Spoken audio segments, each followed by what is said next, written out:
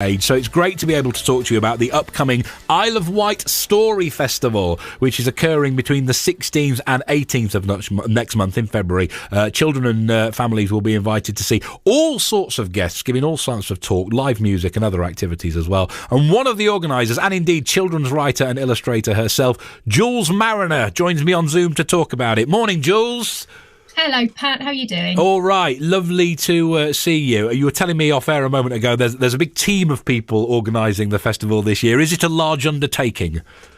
It sure is, yeah. We have, after the previous festival, you get about a 2-week grace period where you think, done now, and then you start again. So like every festival, really, every year we're planning right through the year. And at this time of year, it's sort of weekly meetings. So we're trudging out in the depths of dark winter to go and meet one another and discuss what's next on the agenda. So it's a treadmill, isn't it, really? You never quite get off, or a hamster wheel, depending which metaphor you prefer. Yeah. But it looks like it's paying off. I've been looking at the website, and you've got some fantastic stuff going on, including some brilliant, quite well-known authors who are going to be coming to talk about their work.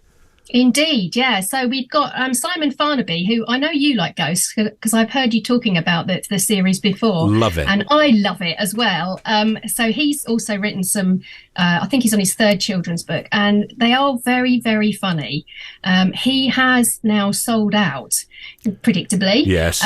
So we've got some other amazing people. Laura Ellen Anderson, who came last year for the first time, is just such a sort of prolific author and fantastic illustrator, and she's written the Amelia Fang and Rainbow Grey series of books, and they are very sort of magical stories, and wonderful illustrator. And she's actually done a lot of illustration work for Kerry Burnell, who you might remember her if you had children. If you were watching CBeebies during the years of 2009 to 2017, you'll know Kerry because she was really the first presenter with a visible disability. So she was born without her arm below her elbow on the right side. And if you look at her website, there's an interesting story on it about when she was about 4 years old, how she was playing with some other children and they were playing Peter Pan, and somebody had already got Peter Pan and somebody else had got Tinkerbell and she wanted to be Tinkerbell. And the children decided that she should be Hook. And because of her art, you know, and she was absolutely furious. Yeah, you would be. Decided at 4 years old, I'm not going to play this game, I'm going to do what I want to do. She did a lot for representation on TV, didn't she? And I think CBeebies is brilliant at this because they have a presenter now, and his name has gone out of my head. He was on Strictly at Christmas, who has Down syndrome. And like you say, Kerry was the first person on television not just children had seen with a physical disability like that, but I think a lot of adults as well. It's just not that a little bit more common than it was perhaps. So she did great work there, and she's a pretty well loved author as well, isn't she? She is. She's got actually 13 books. I didn't realise until I did some digging, but actually, she's been author of 13 books, and the one that she's bringing to us has been shortlisted for the Adrian Prize. And it's called Wilder Than Midnight, and it's a story for children sort of 9 to 12-ish, so slightly older than our youngest ones that we normally have through the doors. And it's a magical fairy tale with 3 very feisty girl characters in what she describes as a place of secrets and sort of tangled web. So that it looks really, really fascinating look. And she's such an amazing ambassador for anyone who's got any kind of challenges in life, really, and not just disability, but, being young and female. Or she also has a dual race child as well. So she's very hot on that sort of subject of equality. And it's really important in children's literature, isn't it? Like children's TV, is that your view of the world can be shaped quite early on in your life. So that's why when we talk about representation, and I know sometimes people, there's over-representation in certain things on TV now, but it's kind of a reaction to years and years and years of stories like this not being told, and that's why it's so important, isn't it? Absolutely. And there's a lot, if you think about your friends and your community, the amount of people that have got some sort of disability or different ability is huge. A lot of these things are not visible, so you might not know, but they are there.